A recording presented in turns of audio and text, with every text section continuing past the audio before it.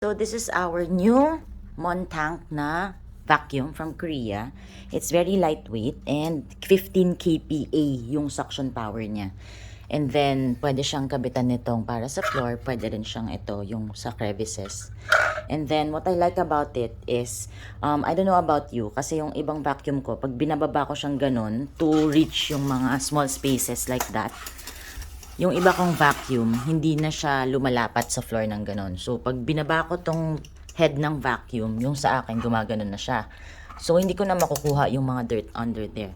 But with this one, kahit na ibaba ko siyang ganon, yung head niya, flat pa rin siya.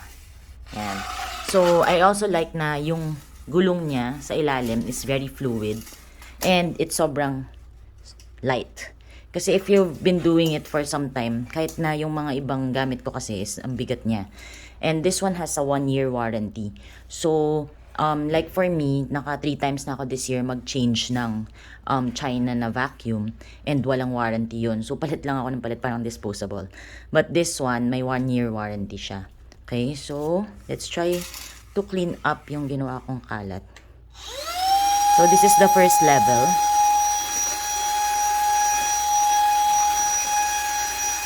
And then, try natin yung next level.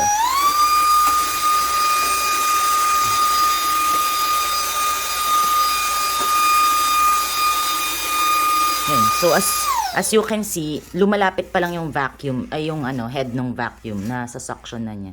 So, malakas talaga yung suction power nito compared to other vacuums. The power is 120 watts. Yung battery capacity niya is 2,000 mAh. So, matagal-tagal mo siya magagamit. Pag nasa mode 1 ka, 30 minutes. Sa mode 2, 9 minutes. So, charging time is only 2.5 hours. And then, inside, meron siyang HEPA filter. And then, stainless yung niya. Here. And then, yan. Yan yung dirt natin. So, you just remove it, clean it up, and then close it again. Charge your Montanc. Ito yung charging dock niya. You just put it like that. Tapos yan, magcha-charge na siya. So, it's that easy and it looks really great. Hindi siya pangit tignan sa house. So, this one comes with attachments. So, you can use it na ganito lang. So, you can use it na ganyan. Or, you can attach yung mga attachments niya para you can use it with the floor vacuum. So, we just attach it. Pwede rin tong nozzle para sa mga small places, mga crevices. And this one, here, you just attach it like that para maging floor vacuum na siya. So, this one also has wheels.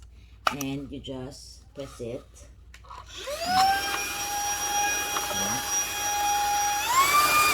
He's doing it like everywhere. Ang galing. Wow.